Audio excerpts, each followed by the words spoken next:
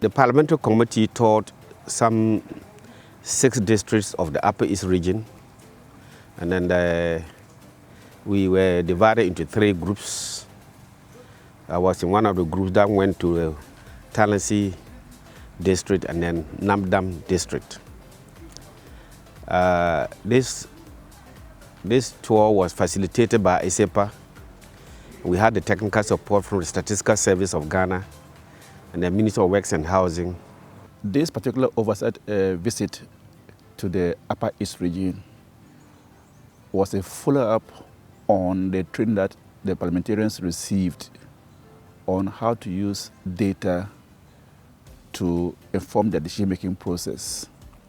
So the training that we provided was to focus on SDG goals, to see to what extent the district assemblies that they visited are aligning their work plans, annual work plans, to the SDG goals. And therefore they can monitor to see, for example, what targets are they providing, to also they develop their own indicators to measure progress being made. And most significantly, have they had budget approved for these particular targets? And if they are, have there been releases to these work plans? From the interactions that we had with the district chief executives, the key staff of the assemblymen, and our interaction with a cross-section of the people, we realized that there's more work to be done so far as fulfilling the objectives of the SDGs, goals 1 to 17. At the end of our tour, there was a summary, a wrap-up, and then those who went to Builsa South and North, and also Garu and Tempane constituencies or districts, also gave us their input. Most of the things that they give to these PWDs and then the LEAP program, they don't monitor. One of them is the animals. You give small ruminant to people, you don't go back to monitor. Because the project is that when you give 4 animals to somebody, in the next 2 years, you should be able to harvest. The issue of maternal health, and then the free maternal health that we have. Issues that hamper the free maternal health is infrastructure. They don't even have one medical officer in Nabdam. And it's a district that has been created since 2012.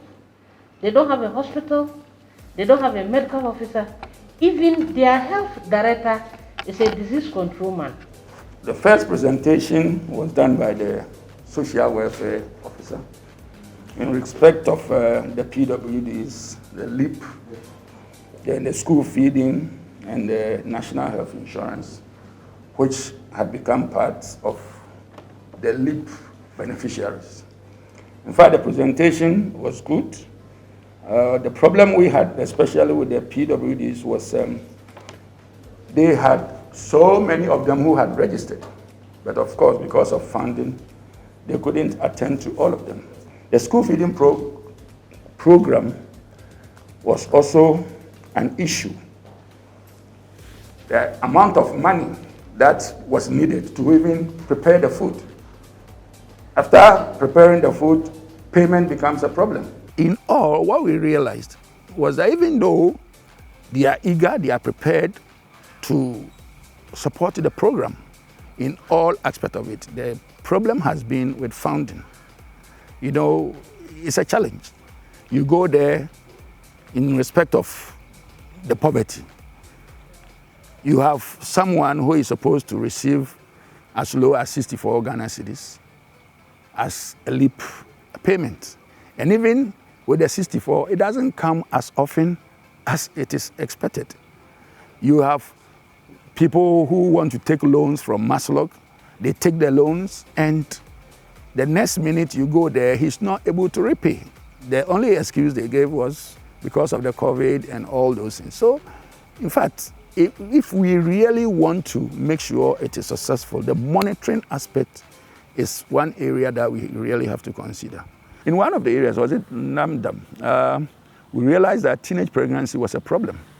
But for some reasons, they were able to reduce it from 22% to 11%, which was laudable. So we were encouraging them, at least, to make sure they encourage the children by all means to stay in school.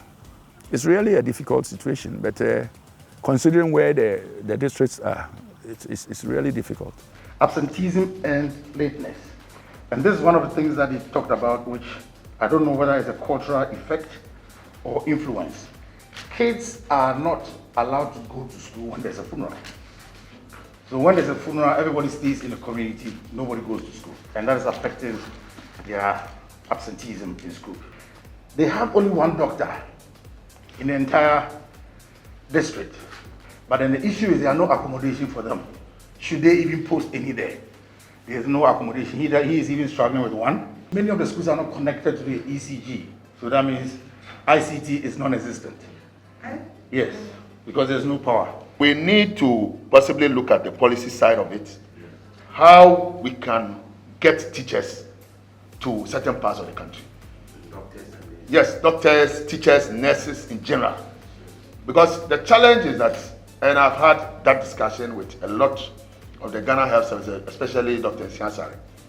He will tell you, you go to certain parts of the country and you have a lot of teachers and nurses and doctors there.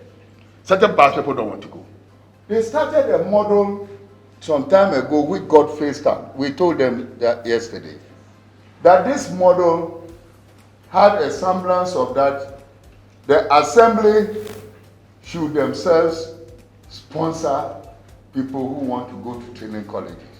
And then in so doing, they are bonded to come back to their place. This new system is good, but it has not gone to its conclusion. Health too, we took their consent. But it is also very sad that you mentioned, we went to Tempane, they don't have a district hospital. Indeed, the so-called district hospital in Talensi was put up during Bush's time. It was a clinic during Bush's time, the Second Republic, that it was put up.